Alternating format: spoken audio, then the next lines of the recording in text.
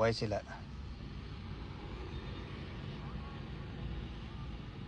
No sound. ವಾಯ್ಸಿಗೆ ಬರ್ತಾ ಇದೆಯಾ? Okay ಸರಿ. ದಕ್ಷಿಣ ಕನ್ನಡ ಜಿಲ್ಲೆಯ ಜಿಲ್ಲಾಡಳಿತ ಒಂದು ಹೊಸವಾಗಿ ಅಲಿಖಿತ ಕಾನೂನನ್ನು ಜಾರಿ ತಂದಿದೆ. ಏನು ಅಂತ ಹೇಳಿದರೆ, ಯಾರು ಯಾವ ವ್ಯಕ್ತಿನೂ ಕೂಡ ಯಾರಿಗೆ ನೋವಾದರೆ, ಎಲ್ಲೇ ಕೊಲೆ ಆದರೆ, ಅತ್ಯಾಚಾರ ಆದರೆ, ಸಮಾಜಘಾತುಕ ಚಟುವಟಿಕೆಗಳು ನಡೆದರೆ ಅದರ ವಿರುದ್ಧ ಯಾರು ಧ್ವನಿ ಎತ್ತಬಾರದು. ಎತ್ತಿದರೆ ಅವರನ್ನು ಗಡೀಪಾರು ಮಾಡಲಾಗುವುದು. ಯಾಕೆ ಈ ಮಾತನ್ನು ಹೇಳ್ತಾ ಇದ್ದೀನಿ ಅಂತ ಹೇಳಿದರೆ, ಮಹೇಶ್ ಶೆಟ್ಟಿ ತಿಮ್ಮರೋಡಿ ಅವರು ಕಳೆದ 13 ವರ್ಷದಿಂದ ನಿರಂತರವಾಗಿ ಸೌಜನ್ಯ ಅನ್ನುವಂತಹ ಒಂದು ಮಗು ವಿದ್ಯಾರ್ಥಿನಿ, ಅವಳನ್ನು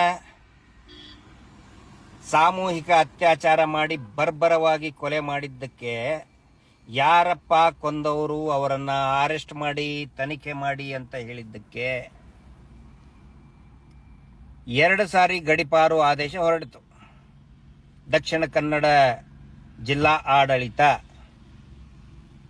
2 ಸಾರಿನೂ ಕೂಡ ಮಾನ್ಯ ಕರ್ನಾಟಕದ ಉಚ್ಚ ನ್ಯಾಯಾಲಯ ನೀವು ಮಾಡಿದಂತಹ ಗಡೀಪಾರು ಆದೇಶ, ಮಹೇಶ್ ಶೆಟ್ಟಿ ತಿಮ್ಮರೋಡಿ ಅವರ ವಿರುದ್ಧ ಮಾಡಿದಂತಹ ಗಡೀಪಾರು ಆದೇಶ ನಿಯಮ ಬಾಹಿರ ಆಗಿದೆ, ನೀವು ಸರಿಯಾದ ಪ್ರಕ್ರಿಯೆಗಳನ್ನು ಪಾಲಿಸಿಲ್ಲ, you have not followed the proper procedures of extradition ಅಂತ 2 ಸಾರಿ ಹೇಳಿದ್ರು ಕೂಡ ನಿನ್ನೆ ಮತ್ತೆ ರಾತ್ರಿ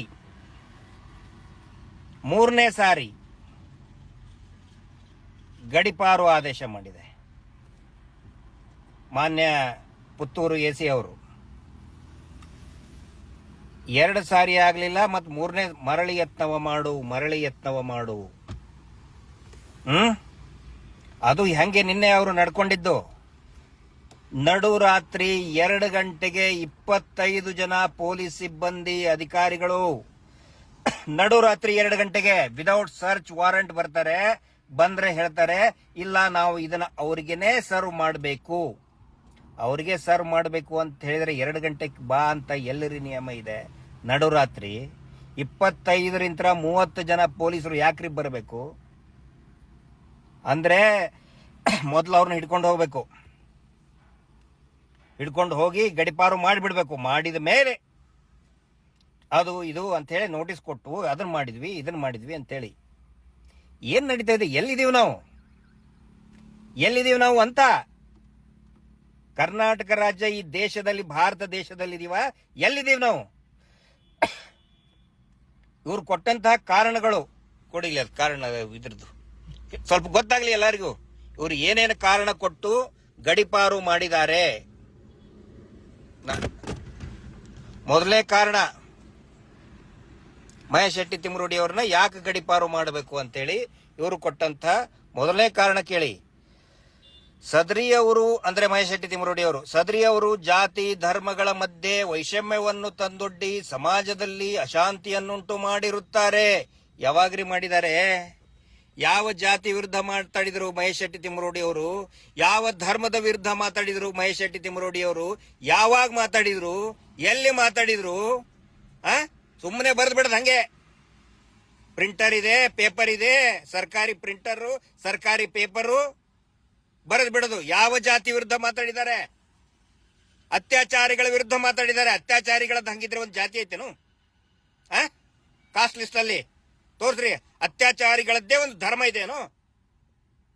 ಮಾತಾಡಿದ್ರೆ ಅತ್ಯಾಚಾರಗಳ ವಿರುದ್ಧ ಮಾತಾಡಿದ್ದಾರೆ, ಧರ್ಮಸ್ಥಳದ ಕೊಲೆಗಡಕರ ವಿರುದ್ಧ ಮಾತಾಡಿದ್ದಾರೆ. ಯಾವ ಜಾತಿ ವಿರುದ್ಧ ಮಾತಾಡಿದ್ದಾರೆ ಮಹೇಶ್ ಶೆಟ್ಟಿ ತಿಮ್ಮರೋಡಿ ಅವರು? 2ನೇದು, ಯಾವುದೇ ಮುಂಗಡ ಮಾಹಿತಿಗಳಿಲ್ಲದೆ, ಯಾವುದೇ ಅನುಮತಿ ಪಡೆಯದೆ ಪ್ರತಿಭಟನೆಗಳನ್ನು ಮಾಡಿರುತ್ತಾರೆ. 2ನೇದ್ದು, ದಕ್ಷಿಣ ಕನ್ನಡ ಜಿಲ್ಲೆ ಇರಬಹುದು, ಉಡುಪಿ ಇರಬಹುದು, ಕರ್ನಾಟಕದ ವಿವಿಧ ಭಾಗಗಳಿರಬಹುದು, ಕರ್ನಾಟಕದ ಆಚೆಗೆ ಮುಂಬೈ ಇರಬಹುದು, ಪುಣೆ ಇರಬಹುದು, ಪ್ರತಿಯೊಂದು ಕಡೆನೂ ಕೂಡ ಅನುಮತಿ ಪಡೆದೇನೆ, ಅಲ್ಲಿಯ ಸ್ಥಳೀಯ ಹೋರಾಟಗಾರರು ಅನುಮತಿ ಪಡೆದೇನೆ ಹೋರಾಟವನ್ನ ಹಮ್ಮಿಕೊಂಡಿದ್ದು. ಆಯ್ತಪ್ಪ, ಅನುಮತಿ ಪಡೆದೇನೆ ಮಾಡಿದ್ದಾರೆ ಎಂದಾದ್ರೆ ಯಾಕ್ರಪ್ಪ ನೀವು ಪ್ರತಿಭಟನೆ ಮಾಡಕ್ ಬಿಟ್ರಿ? ಫಸ್ಟ್ ಆಫ್ ಆಲ್ ಪ್ರತಿಯೊಂದಕ್ಕೂ ಕೂಡ ಅನುಮತಿ ತಗೊಂಡಿದ್ದಾರೆ, ಅದಕ್ಕೆ ಫೀಸ್ ಕಟ್ಟಿದ್ದಾರೆ. ಅನುಮತಿ ಇಲ್ಲದೆ ಪ್ರತಿಭಟನೆಗಳನ್ನು ಮಾಡಿರುತ್ತಾರೆ. ಎರಡನೇದ್ದು. ಮೂರನೇದ್ದು, ಸೌಜನ್ಯ ಹತ್ಯೆ ಪ್ರಕರಣದ ಹಿನ್ನೆಲೆಯಲ್ಲಿ ಸಾರ್ವಜನಿಕವಾಗಿ ಪೊಲೀಸ್ ಅಧಿಕಾರಿಗಳಿಗೆ, ಪೊಲೀಸ್ ವ್ಯವಸ್ಥೆಗೆ, ಸಮಾಜದ ಗಣ್ಯರಿಗೆ, ಸರ್ಕಾರಕ್ಕೆ, ಸರ್ಕಾರ ನಡೆಸುತ್ತಿರುವ ಉನ್ನತ ಹುದ್ದೆಯ ರಾಜಕಾರಣಿಗಳಿಗೆ ಅಸಂವಿಧಾನಿಕ ಪದಗಳಿಂದ ತುಚ್ಛವಾಗಿ ಮಾತನಾಡಿರುತ್ತಾರೆ. ಯಾವಾಗಪ್ಪ ನೀವು ಅವರು ಮಾತಾಡಿದ್ರು? ಅಂದ್ರೆ ತುಚ್ಛವಾಗಿ ಮಾತಾಡಿದ್ರೆ ಆಯಾ ಗಣ್ಯರು ಏನಾದ್ರೂ ದೂರು ಕೊಡಬಹುದಾಗಿತ್ತಲ್ಲ. ಯಾವಾಗ ಕೊಟ್ರು? ಎಲ್ಲಿ ಕೊಟ್ರು? ಅದು ಎಲ್ಲಿ? ಸೌಜನ್ಯ ಹತ್ಯೆ ಪ್ರಕರಣದ ಹಿನ್ನೆಲೆಯಲ್ಲಿ. ಪೊಲೀಸರು ಬೈಲಿಲ್ಲ ಅಂದ್ರೆ ಇನ್ಯಾರಿಗೆ ಬೈಬೇಕು? ಅಲ್ಲ ರೀ, ಆ ತನಿಖೆ ಸರಿಯಾಗಿ ನಡೆಸಿಲ್ಲ ಅಂತೇಳಿ ಸಿಬಿಐನೇ ವರದಿ ಕೊಟ್ಟಿದೆಯಲ್ಲ, ಪೊಲೀಸರು ಸರಿಯಾಗಿ ತನಿಖೆ ಮಾಡಿಲ್ಲ ಅಂತೇಳಿ. ಅಕ್ವಿಟಲ್ ಕಮಿಟಿ ರಚನೆ ಮಾಡಬೇಕು ಅಂತೇಳಿ ಹೈಕೋರ್ಟ್ ಹೇಳಿದೆ, ಸ್ಪೆಷಲ್ ಕೋರ್ಟ್ ಹೇಳಿದೆ. ಪೊಲೀಸರು ಸರಿಯಾಗಿ ತನಿಖೆ ಮಾಡಿಲ್ಲ, ಅಧಿಕಾರಿಗಳು ಸರಿಯಾಗಿ ಮಾಡಿಲ್ಲ ತನಿಖೆ, ವೈದ್ಯಾಧಿಕಾರಿಗಳು ಮಾಡಿಲ್ಲ ಅಂತೇಳಿ ಹೈಕೋರ್ಟ್ ಹೇಳಿದೆಯಲ್ಲ. ಹೈಕೋರ್ಟಿಗೆ ಗಡಿಪಾರ ಮಾಡ್ತೀರಿ? ಪೊಲೀಸರು ಸರಿ ಮಾಡಿಲ್ಲ ಅಂದ್ರೆ ಪೊಲೀಸರಿಗೆ ಬೈಬೇಕು, ಮತ್ತೇನು ಬ್ಯಾಂಕ್ ಮ್ಯಾನೇಜರ್ಗೆ ಬೈಬೇಕಾ? ದೇವಸ್ಥಾನದ ಪೂಜಾರಿಗೆ ಪ್ರಶ್ನೆ ಕೇಳಕ್ಕಾಗತ್ತಾ ತನಿಖೆ ಯಾಕೆ ಮಾಡಿಲ್ಲ ಅಂತೇಳಿ? ಆರೋಪ ಇರುವುದೇ ಅದೇ ಪೊಲೀಸರ ಮೇಲೆ. 5 ಕೊಲೆ, ಸೌಜನ್ಯ, ಪದ್ಮಲತಾ, ವೇದವಲ್ಲಿ, ಆನೆ ಮಾವು double murder case, all reported cases. ಆರೋಪಿಯನ್ನ ಹಿಡದೇ ಇಲ್ಲ. ಯಾರಿಗೆ ಹೇಳ್ಬೇಕು? ಬ್ಯಾಂಕ್ ಮ್ಯಾನೇಜರ್ಗೆ ಹೇಳ್ಬೇಕಾ? ದೇವಸ್ಥಾನದ ಪೂಜಾರಿಗೆ ಬೈಬೇಕಾ? ಯಾರಿಗೆ ಬೈಬೇಕು? ಸ್ವತಃ ಹೈಕೋರ್ಟ್ ಹೇಳಿದೆ ಇನ್ವೆಸ್ಟಿಗೇಷನ್ ಪ್ರಾಪರ್ ಆಗಿ ಮಾಡಿಲ್ಲ ಅಂತ ಹೇಳಿ. ಮಹೇಶ್ ಶೆಟ್ಟಿ ತಿಮ್ಮರೋಡಿ ಅವರು ಹೇಳಿಬಿಟ್ರೆ ಅವ್ರನ್ನ ಗಡಿಪಾರು ಮಾಡ್ತೀರಿ. ಸಂವಿಧಾನ ಬದ್ಧವಾಗಿ ಮಾತಾಡಿದ್ದಾರೆ ಅವರು. ಮತ್ತೆ ಹೇಳ್ತಾರೆ ಇದರಲ್ಲಿ ಏನೋ, ತಾನು ನಡೆಸುವ ಪ್ರತಿಭಟನೆ ಮತ್ತು ಪ್ರತಿಭಟನಾ ಸಭೆಗಳಲ್ಲಿ ಪ್ರಚೋದನಕಾರಿಯಾಗಿ, ಯಾರ ವಿರುದ್ಧ ಪ್ರಚೋದನಕಾರಿಯಾಗಿ ಮಾತಾಡಿದಾರೆ ಅವರು? ಜಾತಿ ವಿರುದ್ಧ ಮಾತಾಡಿದಾರ ಪ್ರಚೋದನಕಾರಿಯಾಗಿ, ಧರ್ಮದ ವಿರುದ್ಧ ಪ್ರಚೋದನಕಾರಿಯಾಗಿ ಮಾತಾಡಿದಾರ. ಇದರ ಅರ್ಥ ಬಹಳ ಸ್ಪಷ್ಟವಾಗಿದೆ. ಮಹೇಶ್ ಶೆಟ್ಟಿ ತಿಮ್ಮರೋಡಿ ಅವರು ಇಡೀ ಸೌಜನ್ಯ ಹೋರಾಟಗಾರರು ಮಾತಾಡದೇ ಇದ್ದು ಆ ಧರ್ಮಸ್ಥಳದ ಕಚ್ಚಡ 420 ಕೊಲೆಗಡುಕ ಅತ್ಯಾಚಾರ ಕುಟುಂಬದ ವಿರುದ್ಧ ಇವರು ಗಡಿಪಾರು ಮಾಡಿದ್ದು, ಮಾಡ್ತಾ ಇರುವಂತ ನಿರಂತರವಾಗಿ ಆದೇಶ ಮಾಡ್ತಾ ಇರೋದು ಆ ಕುಟುಂಬವನ್ನ ರಕ್ಷಣೆ ಮಾಡೋದಕ್ಕೋಸ್ಕರ ಮಾತ್ರ. ಮತ್ತೆ 3ನೇ ಸಾರಿ ಗಡಿಪಾರು ಆದೇಶ ಮಾಡಿದ್ದಾರೆ. ಅದಕ್ಕೆ ನಾನು ಪ್ರಾರಂಭದಲ್ಲಿ ಹೇಳಿದ್ದು,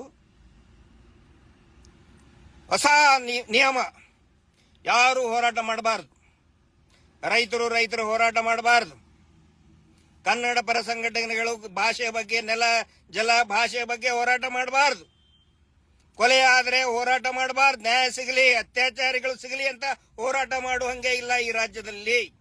ಮಾಡಿದ್ರೆ ಗಡಿಪಾರು, ನಡುರಾತ್ರಿ 2 ಗಂಟೆಗೆ. ನಾಚಿಕೆ ಆಗಬೇಕು. ಶೇಮ್ ನಾಚಿಕೆ ಆಗಬೇಕು ಇಡೀ ಆಡಳಿತಕ್ಕೆ. ಸಂವಿಧಾನಬದ್ಧವಾಗಿ 13 ವರ್ಷ ಒಂದೇ ಒಂದು ಗಲಾಭೆ ಯಾವುದೇ ಸಭೆಯಲ್ಲಿ, ಸಭೆಯ ನಂತರ ಆಗಿಲ್ಲ. ಅತ್ಯಂತ ಸಂವಿಧಾನಬದ್ಧವಾಗಿ ನಡೆದಂತ ಹೋರಾಟ ಸೌಜನ್ಯ ಹೋರಾಟ. ಮಹೇಶ್ ಶೆಟ್ಟಿ ತಿಮ್ಮರೋಡಿ ಅವರು ಹಮ್ಮಿಕೊಂಡಂತ ಹೋರಾಟ. ಅದಕ್ಕೆ ಗಲಭೆ ಎಬ್ಸಿದ್ರು ಅಂತ ಹೇಳ್ತೀರಲ್ಲ, ಎಲ್ಲಾಗಿದೆ ಗಲಭೆ? ಸೌಜನ್ಯ ಹೋರಾಟದಿಂದ ಎಲ್ಲ ಗಲಭೆ ಆಯ್ತು? ಅತ್ಯಾಚಾರಿಗಳನ್ನ ಹಿಡ್ಕೊಂಡು ಬಂದು ಅವ್ರಿಗೆ ಶಿಕ್ಷೆ ಕೊಡಿ ಅಂತ ಹೇಳಿದ್ರೆ ಗಲಭೆ ನಿಮಗೆ? ನೀವು ಗಡಿಪಾರು ಮಾಡಬೇಕಾಗಿತ್ತು. ಆ ಕೊಲೆಗಡುಕ ಭೂ ಕಬಳಿಕೆ ಕುಟುಂಬಕ್ಕೆ ಸಮನ್ಸ್ ಜಾರಿಯಾಗಿದೆ. ಕ್ರಿಮಿನಲ್ ಸೋಮನಾಥ್ ನಾಯಕರು ಅವರು ಹಾಕಿದಂತ ಅವರು ಹೋರಾಟದ ಮುಖಾಂತರ ಕ್ರಿಮಿನಲ್ ಸಮನ್ಸ್ ಜಾರಿಯಾಗಿದೆ. ಅದನ್ನು ಮಾಡೋದು ಬಿಟ್ಟು ಜಾರಿ ಮಾಡಿ ಅವನಿಗೆ ಹೋಗಿ. ವೀರೇಂದ್ರ ಜೈನ್ ನಕಲಿ ದೇವಮಾನವನಿಗೆ ಜಾರಿ ಮಾಡಿ, ಅವನಿಗೆ 25 ಪೊಲೀಸರನ್ನು ಕರ್ಕೊಂಡು ಹೋಗಿ ಮಾಡಿ. ನಡುರಾತ್ರಿ ಹೋಗಿ ಕೊಡ್ತೀರಾ ಅವನಿಗೆ ಸಮನ್ಸು? 100 ಎಕರೆ 1000 ಎಕರೆ ಕಬಳಿಸಿದಾನೆ, ಕೊಲೆ ಮಾಡಿ ಭೂ ಕಬಳಿಕೆ ಮಾಡಿದಾನೆ, ಅತ್ಯಾಚಾರ ಮಾಡಿ ಭೂ ಕಬಳಿಕೆ ಮಾಡಿದಂತ ಕುಟುಂಬ ಅದು. ಸರ್ಕಾರಿ ಜಮೀನನ್ನ ಭೂ ರೈತ ಬಡವ ಅಂತ ಹೇಳಿ ಫೇಕ್ ಫ್ರಾಡ್ ನಕಲಿ ಸರ್ಟಿಫಿಕೇಟ್ ಕೊಟ್ಟು 7 ಎಕರೆ ಒಳಗಡೆ ಹಾಕೊಂಡಂತ ಲೋಫರ್ ಅವನು. ಆಕ್ಷನ್ ತಗೊಂಡ್ರೆ ಅವನ ಮೇಲೆ, ಅವನನ್ನ ಗಡಿಪಾರು ಮಾಡಬೇಕಾಗಿತ್ತು. ಆ ಫ್ರಾಡ್ 420 ನಕಲಿ ದೇವನ ಮೇಲೆ ಗಡಿಪಾರು ಮಾಡಬೇಕಾಗಿತ್ತು, ಗಲ್ಲಿಗೆ ಏರ್ಸ್ಬೇಕು ಅವನ್ನ. ಅದನ್ನ ಬಿಟ್ಟು ಅದರ ವಿರುದ್ಧ ಹೋರಾಟ ಮಾಡಿದವ್ರ ಮೇಲೆ ಅವನಿಗೆ ಶಿಕ್ಷೆ ಆಗ್ಲಿ, ಆ ಕುಟುಂಬಕ್ಕೆ ಯಾರು ಮಾಡಿದ್ದಾರೆ ಅವ್ರಿಗಾಗ್ಲಿ ಶಿಕ್ಷೆ. ಧ್ವನಿ ಎತ್ತಿದ್ರೆ ನಡುರಾತ್ರಿ 2 ಗಂಟೆಗೆ 25 ಜನ 30 ಜನ ಪೊಲೀಸರು ಬಂದು ಕೇಳಿದ್ರೆ ಹೇಳ್ತಾರೆ, ಇಲ್ಲ ನಾವು ಸರ್ವ್ ಮಾಡಕ್ 25 ಜನ ಪೊಲೀಸರು ಬೇಕೇನ್ರಿ? ಒಬ್ಬ ಕಾನ್ಸ್ಟೇಬಲ್ ಸಾಕು ಸರ್ವ್ ಮಾಡೋದಕ್ಕೆ. ಈ ನಿಮ್ಮ ಏನು ಮಾಡ್ತಾ ಇದ್ದೀರಿ, ಪ್ರತಿಯೊಬ್ಬರು ನಾನು ಹೇಳ್ತಾ ಇದ್ದೀನಿ, ಸರ್ಕಾರದ ಹಿರಿಯ ಅಧಿಕಾರಿಗಳಿಗೆ ನಾನು ಹೇಳ್ತಾ ಇದ್ದೀನಿ, ಸಂವಿಧಾನಬದ್ಧವಾಗಿ ಮಾಡ್ತಾ ಇರುವಂತಹ ಹೋರಾಟ ಇದು. ಮಾತಾಡ್ಬೇಕಾದ್ರೆ ಅಂದಿರ್ತಾರೆ ಸಿಟ್ಟಲ್ಲಿ, ದೊಡ್ಡ ದೊಡ್ಡ ಸಚಿವರೇ ಬಂದು ಅವ್ರ ಪರವಾಗಿ ನಿಂತ್ಕೊಂಡು ಮಾತಾಡಿದ್ರೆ, ಅತ್ಯಾಚಾರಿಗಳ ಪರವಾಗಿ ಮಾತಾಡಿದ್ರೆ ಜನರ ಕೂಗೋದು. ಯಾಕೆ ನೀವು ಹೇಳಲ್ವಾ? ಇಲೆಕ್ಷನ್ ಇಲ್ಲಿದ್ದಾಗ ನೀವು ಮಾತಾಡಲ್ವಾ? ಗಡಿಪಾರ ಮಾಡಿಬಿಡ್ತೀರಿ ಎಲ್ಲರನ್ನು. ಮಾತಾಡಲೇಬಾರ್ದ? ಯಾರು ಅನ್ಯಾಯದ ವಿರುದ್ಧ ಮಾತಾಡಲೇಬಾರ್ದ? ಅದರ ಸಲುವಾಗಿನೇ ಇಷ್ಟೊಂದು ಕೊಲೆ ಆದರೂ ಕೂಡ ಆರೋಪಿಗಳು ಸಿಗ್ತಾ ಇಲ್ಲ. ನಾನು ಹೇಳೋದು ಬೆಳ್ತಂಗಡಿ ಪೊಲೀಸರಿಗೆ ಹಿಂದೆ ಇದ್ದಂತಹ DSP ಅವರು ಕೊಟ್ಟಂತದ್ದು 21 ಕೇಸಲ್ಲಿ 16 ಕೇಸು ಅಕ್ವಿಟ್ ಆಗಿದೆ, ಅಂದ್ರೆ ಖುಲಾಸೆ ಆಗಿದೆ. ನಾನು ಈಗ ಇದ್ದಂತಹ DSP ಅವ್ರ ಮೇಲೆ ನಾನು ಬೆರಳು ತೋರಿಸ್ತಾ ಇಲ್ಲ, ಹಿಂದೆ ಇದ್ದಂತಹ ಬಂಟ್ವಾಳದ DSP ಅವರು ಕೊಟ್ಟಿದ್ದು 16 ಪ್ರಕರಣದಲ್ಲಿ 21 ಪ್ರಕರಣದಲ್ಲಿ 16 ಖುಲಾಸೆ ಆಗಿಬಿಟ್ಟಿದೆ. ಇವರು ಮತ್ತೆ ಬರೀತಾರೆ ಅದರ ಮೇಲೆ ಅಡಿಷನಲ್ 3 ಕೇಸುಗಳಾಗಿದೆ. ಯಾವ 3 ಕೇಸ್ ಅದು ಹೇಳಿ ನೋಡೋಣ. ಒಂದು ಕೇಸ್ನಲ್ಲಿ ಇವರು FIR ನಲ್ಲಿ ಮಹೇಶ್ ಶೆಟ್ಟಿ ತಿಮರೋಡಿ ಅವರ ಹೆಸರು ಹಾಕ್ತಾರೆ, ನಂದು ಮಹೇಶ್ ಶೆಟ್ಟಿ ತಿಮರೋಡಿ ಅವರ ಹೆಸರು. ಆ ಕೇಸ್ ಅವನು ಯಾವನೋ ಒಬ್ಬನು ಬಂದವನು ಮೊಬೈಲ್ ನಲ್ಲಿ ನೋಡಿ ದೂರು ಕೊಡ್ತಾನೆ, ಆಸ್ ಇಟ್ ಈಸ್ FIR ಮಾಡಿಬಿಡ್ತಾರೆ ಬೆಳ್ತಂಗಡಿ ಪೊಲೀಸರು. ಆ ದಿನ ಆ ಟೈಮಿಗೆ ಮಹೇಶ್ ಶೆಟ್ಟಿ ತಿಮರೋಡಿ ಅವರು ಬ್ರಹ್ಮಾವರ ಪ್ರಕರಣದಲ್ಲಿ ಕಾರಾಗೃಹದಲ್ಲಿ ಇರ್ತಾರೆ. ಅವರು ಫೇಕ್ FIR. ಬೆನಕ ಆಸ್ಪತ್ರೆಯಲ್ಲಿ ಜನ ಆಕ್ರೋಶಗೊಂಡು ಆ ನಂತರ ಅಲ್ಲಿ ಏನು ಗಾಯಾಳುಗಳಿದ್ದಾರೆ, ಯೂಟ್ಯೂಬರ್ಸ್ ಹೋರಾಟಗಾರರು ಗಾಯಾಳುಗಳಿದ್ದಾರೆ, ಅವ್ರನ್ನ ನೋಡಕ್ಕೆ ಜನ ಬಂದ್ರೆ ಮಹೇಶ್ ಶೆಟ್ಟಿ ತಿಮರೋಡಿ ಅವರು ಶಾಂತಿ ವ್ಯವಸ್ಥೆ ಕಾಪಾಡ್ರಿ, ನೀವು ಗಲಾಟೆ ಮಾಡಬೇಡಿ ಅಂತ ಹೇಳಿದ್ರೆ ಅವ್ರ ಮೇಲೆ ಇನ್ನೊಂದು ಮತ್ತೆ ಮಹೇಶ್ ಶೆಟ್ಟಿ ತಿಮರೋಡಿ ಅವ್ರ ಮೇಲೆ ಕೇಸ್. 2 ಕೇಸ್ ಅದು, 3 ಫೇಕ್ ಕೇಸ್. ಆ 3 ಫೇಕ್ ಕೇಸ್ಗಳನ್ನ ಹಳೆ 1998ರಲ್ಲಿ ಅವ್ರನ್ನ ರೌಡಿ ಶೀಟರ್ ಮಾಡಿದ್ದು, ಈಗಲ್ಲ, 1998. ಅದಕ್ಕೆ ಈ ಎಕ್ಸ್ಟ್ರಾ 3 ಕೇಸ್ ಮಾಡಿ ಮತ್ತೆ ಗಡಿಪಾರು ಆದೇಶ. ಅಂದ್ರೆ ಇವ್ರ ಫೇಕ್ ಕೇಸ್ ಮಾಡುವುದೇ ಗಡಿಪಾರಕ್ಕೆ ಆಡ್ ಮಾಡೋದಕ್ಕೆ, ಗಡಿಪಾರು ಆದೇಶ ಮಾಡೋದಕ್ಕೆ. ಯಾರನ್ನ ಖುಷಿ ಪಡಿಸೋದಕ್ಕೆ ಮಾಡ್ತಾ ಇದ್ದೀರಿ ನೀವು? ಯಾರನ್ನ ಖುಷಿ ಪಡಿಸೋದಕ್ಕೆ ಮಾಡ್ತಾ ಇದ್ದೀರಿ? ಕ್ಲಿಯರ್ ಆಗಿ ಗೊತ್ತಾಗ್ತಾ ಇದೆ, ನೀವು ಅತ್ಯಾಚಾರಿಗಳ ರಕ್ಷಣೆಗೇನೆ ನಿಂತ್ಕೊಂಡಿದ್ದೀರಿ. ಸರ್ಕಾರಿ ಸಂಬಳವನ್ನ ತಗೊಂಡ್ಕೊಂಡು ಅತ್ಯಾಚಾರಿ ಕೊಲೆಗಡಕರ ರಕ್ಷಣೆಯನ್ನ ಮಾಡೋದಕ್ಕೆ ನಿಂತ್ಕೊಂಡಿದ್ದೀರಿ ನೀವು. ಯಾಕೆ ನಿಮ್ಗೆ ಕಾಯಕ್ಕಾಗ್ತಾ ಇಲ್ಲ? SIT ತನಿಖೆ ಪೂರ್ತಿ ಆಗುವವರೆಗೆ ಪೂರ್ತಿ ಆಗ್ಲಿ ಗೊತ್ತಾಗುತ್ತೆ ಇವ್ರ ಹಣೆ ಬರ. SIT ತನಿಖೆ ನಿಲ್ಲಿಸೋದಕ್ಕೆ ಇವೆಲ್ಲಾ ಪ್ರಿಪರೇಷನ್ಸ್ ಧಿಕ್ಕಾರ ಇದೆ. ಈ ರಾಜ್ಯದ ಮತ್ತು ಸೌಜನ್ಯ ಹೋರಾಟವನ್ನ, ಧರ್ಮಸ್ಥಳ ಕೊಲೆಗಡಕತನವನ್ನ ವಿರೋಧಿಸುವಂತಹ, ಸೌಜನ್ಯ ಹೋರಾಟ ಬೆಂಬಲಿಸುವಂತಹ ಪ್ರತಿಯೊಂದು ಪ್ರಜ್ಞಾವಂತ ನಾಗರಿಕರ ಧಿಕ್ಕಾರ ಈ ಜಿಲ್ಲಾಡಳಿತಕ್ಕಿದೆ. ನೀವು ತಿಳ್ಕೊಂಡಿರಬಹುದು, ಮಹೇಶ್ ಶೆಟ್ಟಿ ತಿಮರೋಡಿ ಅವ್ರನ್ನ ಗಡಿಪಾರು ಮಾಡಿಬಿಟ್ರೆ ಹೋರಾಟ ಸುಮ್ಮನೆ ಆಗ್ಬಿಡ್ತದೆ. ಯಾವ ಕಾರಣಕ್ಕೂ ಸುಮ್ಮನೆ ಆಗೋದಲ್ಲ. ಮಹೇಶ್ ಶೆಟ್ಟರು ಸುಮ್ಮನೆ ಆಗ್ತಾರೆ ಅಂತ ತಿಳ್ಕೊಂಡಿದ್ದೀರಿ, ಯಾವ ಕಾರಣಕ್ಕೂ ಸುಮ್ಮನೆ ಆಗೋದಲ್ಲ. ಈ ರಾಜ್ಯದ ಪ್ರತಿಯೊಬ್ಬ ಪ್ರಜ್ಞಾವಂತ ನಾಗರಿಕರು ಕೂಡ ಎಚ್ಚೆತ್ಕೊಂಡಿದ್ದಾರೆ. ಯಾರನ್ನು ಖುಷಿ ಪಡಿಸಕ್ ಮಾಡ್ತಾ ಇದ್ದೀರಿ? ಇದನ್ನೆಲ್ಲ ಗೊತ್ತಾಗೋದಿಲ್ಲ. ನಾನು ವಿನಂತಿ ಮಾಡ್ಕೊಳ್ಳೋದು, ಪ್ರತಿಯೊಬ್ರು ಕೂಡ ಧ್ವನಿ ಎತ್ತಿರಿ. ಇಲ್ಲ ಅಂತ ಹೇಳಿದ್ರೆ ನಮ್ಮ ಮನೆಯ ಮಕ್ಕಳು ನಮ್ಮ ಜೊತೆಗಿರುವುದಿಲ್ಲ. ನಮ್ಮ ಮನೆಯವರ ಮೇಲೆ ಏನೇ ದಬ್ಬಾಳಿಕೆ ಆದ್ರೂ ಕೂಡ ನಮಗೆ ಮಾತಾಡೋದಕ್ಕೆ ಹಕ್ಕು ಇರುವುದಿಲ್ಲ. ಸಂವಿಧಾನದ ಆರ್ಟಿಕಲ್ 19 ಪ್ರಕಾರ ಅನ್ಯಾಯ ಅಕ್ರಮದ ವಿರುದ್ಧ, ಕಾನೂನು ಬಾಹಿರ ಚಟುವಟಿಕೆ ವಿರುದ್ಧ ಧ್ವನಿ ಎತ್ತುವುದು ಈ ದೇಶದ ಪ್ರತಿಯೊಬ್ಬ ಪ್ರಜೆಯ ಹಕ್ಕು. ಆರ್ಟಿಕಲ್ 19 ನಮಗೆ ಗ್ಯಾರಂಟಿ ಕೊಡ್ತದೆ. It is our fundamental right. Mahesh Shetty Timarodi ಅವರಾಗ್ಲಿ ನಾವಾಗ್ಲಿ ಮಾತಾಡ್ತಾ ಇರೋದು ನಮ್ಗೆ ರೈಟ್ಸ್ ಇದೆ ರೀ. ಯಾಕೆ ತನಿಖೆ ಸರಿಯಾಗಿ ಮಾಡಲಿಲ್ಲ? ಯಾಕೆ ಕೊಲೆಗಡಕರನ್ನ ಬಿಟ್ರಿ? ಇಷ್ಟೆಲ್ಲಾ ಕಸರತ್ತು ಮಾಡೋ ಬದಲು ಮಹೇಶ್ ಶೆಟ್ಟಿ ತಿಮರೋಡಿ ಅವರನ್ನ ಗಡಿಪಾರು ಮಾಡೋದ್ರ ಸಲುವಾಗಿ ಏನ್ ಕಸರತ್ತು ಮಾಡಿದಿರಿ, ಇದರ ಒಂದು ಭಾಗ ಏನಾದರೂ ಸೌಜನ್ಯ ಆರೋಪಿಯನ್ನ ಹಿಡಿಬೇಕು ಅಂತ ಮಾಡಿಬಿಟ್ಟಿದ್ರೆ ಯಾವಾಗ ಸಿಗ್ತಾ ಇದ್ದ. ಪಾಪ ಸುಮಂತನ ಕೊಲೆ ಆರೋಪಿಗಳು ಸಿಗ್ತಾ ಇದ್ರು. ಅವನಕ್ಕಿಂತ ಮುಂಚೆ ಶ್ರೀಧರ್ ಬೆಳತಂಗಡಿಯಲ್ಲಿ ಆಯ್ತು, ಸಿಗ್ತಾ ಇದ್ರು. ಶ್ರೀಧರ್ ಮೊಗೇರಾನ್ ಕೊಲೆ ಆರೋಪಿಗಳು ಸಿಗ್ತಾ ಇದ್ರು. ಯಾರು ಸಿಗ್ತಾ ಇಲ್ಲ, ಯಾವ ತನಿಖೆನೂ ಮಾಡ್ತಾ ಇಲ್ಲ. ಯಾಕಂತ ಹೇಳಿದ್ರೆ ಎಲ್ಲರೂ ಮಹೇಶ್ ಶೆಟ್ಟಿ ತಿಮರೋಡಿ ವಿರುದ್ಧ ಹಿಂದೆ ಬಿದ್ದಿದ್ದಾರೆ. ನಾಚಿಕೆ ಆಗಬೇಕು, ಶೇಮ್, ನಾಚಿಕೆ ಆಗಬೇಕು. ಸರ್ಕಾರಿ ಸಂಬಳ ತಗೋತೀರಿ, ಸರ್ಕಾರದಂದ್ರೆ ನಮ್ದದು. ಮಿನಿಸ್ಟರ್ ವಿರುದ್ಧ ಮಾತಾಡಿದ್ರಂತೆ, ಮಿನಿಸ್ಟರ್ ಉತ್ತರ ಕೊಡ್ಬೇಕು ಅದಕ್ಕೆ. ಈ ರಾಜ್ಯದಲ್ಲಿ ಪ್ರತಿಯೊಬ್ಬರು ಕೂಡ ರಾಜಕಾರಣಿಗಳ ವಿರುದ್ಧ ಮಾತಾಡ್ತಾರೆ. ವಿರೋಧ ಪಕ್ಷದವ್ರ ವಿರುದ್ಧ ಆಡಳಿತ ಪಕ್ಷದವರು ಮಾತಾಡ್ತಾರೆ, ಆಡಳಿತ ಪಕ್ಷದವ್ರ ವಿರುದ್ಧ ವಿರೋಧ ಪಕ್ಷದವ್ರು ಮಾತಾಡ್ತಾರೆ. ಅವರು ಮಾಡಿರೋ ಅನ್ಯಾಯ ಅಕ್ರಮ ವಿರುದ್ಧ ಮಾತಾಡ್ತಾನೆ ಇರ್ತಾರೆ. ಗಡಿಪಾರ ಮಾಡ್ತೀರಾ? ಹಂಗಿದ್ರೆ ಇಲ್ಲಿ ನೀವು ಯಾರು ಖುಷಿ ಪಡಿಸೋದ್ರ ಸಲುವಾಗಿ ಮಾಡಿದಿರಿ? ಇದರ ಕ್ಲಿಯರ್ ಆಗಿ ನೀವೇ ಹೇಳ್ತಾ ಇದ್ದೀರಲ್ಲ.